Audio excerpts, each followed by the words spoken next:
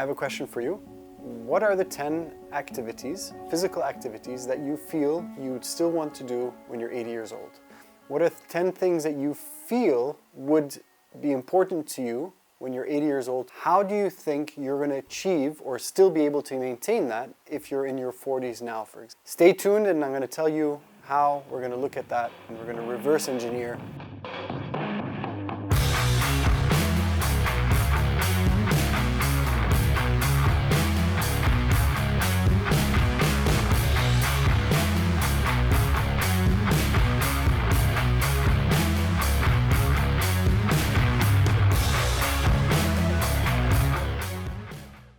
Identify the top 10 physical activities that you feel are going to be extremely important for you when you get to 80.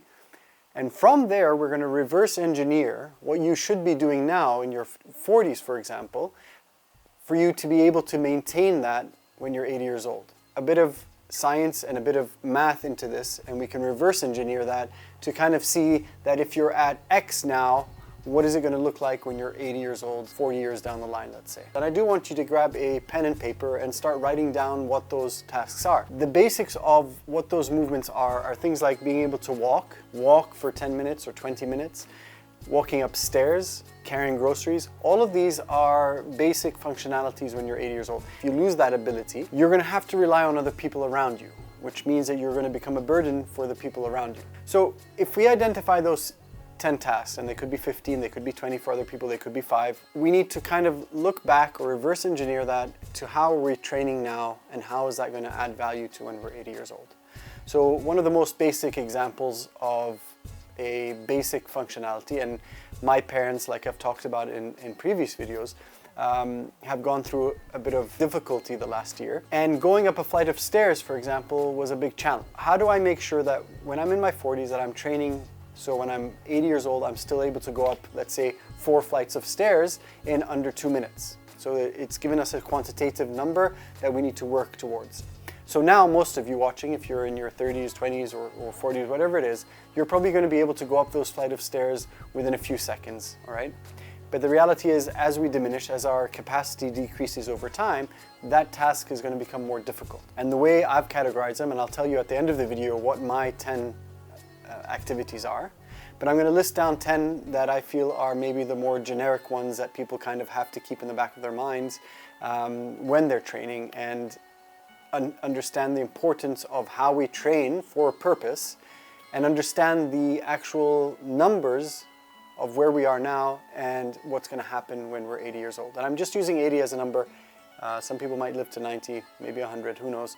But I want to have a number so we can work with that. So maybe some of you, like I said, take your dog for a walk, and so taking a walk for 20 minutes might seem easy now, but if you look at your parents, doing 20 minutes of walking is a big task for them. How do we train to become better walkers? The other one that I feel is important that people need to understand is carrying groceries, or carrying heavy objects for that matter. And it could be groceries, it could be your grandchildren, it could be whatever it is. And being able to do that task without obviously hurting yourself. So if you're going to carry groceries, and the other day I was watching an older woman leave the supermarket where she needed help to carry it into her car because she was probably in her 70s and she was unable to do that. So again, you're going to rely on other people. So how do I train to be able to do that, to be able to carry groceries or heavy objects, let's call it? So sitting and standing from a chair, as simple as that seems now, is a difficult task for a lot of people to do.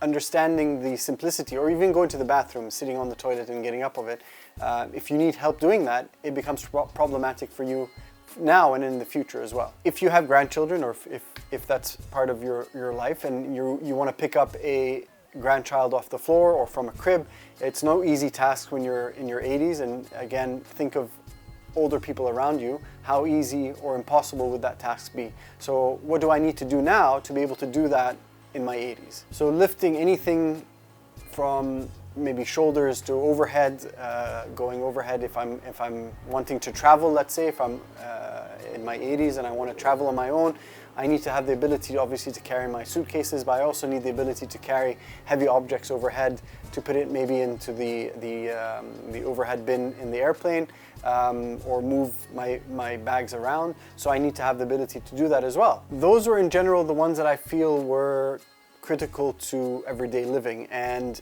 in this video, I'm going to go through the very simple task of showing you how, for example, sitting and standing, what you would need to do now to be able to do that when you're 80 years old. And like I said, we're going to reverse engineer that in a very simple way. I just want to prove a point here about how we train and why we train and what the purpose of that is. So having said all of that and kind of shown you some of the basics of what kind of movements you do in the gym or wherever you're going to train and how that translates when you're 80 years old is critical, because we need to understand what we're doing now, what the purpose is. These questions are so critical that we need to understand that we're doing it for a purpose when we're 80 years old, all right?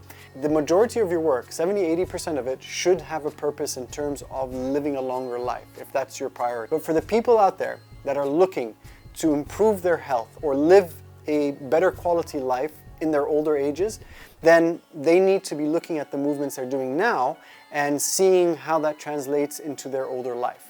I want you to sit down with a piece of paper, write those down, and you can put them in the comments if you want. What are your 10 movements or 10 physical activities that you feel are critical for you that you want to do the rest of your life?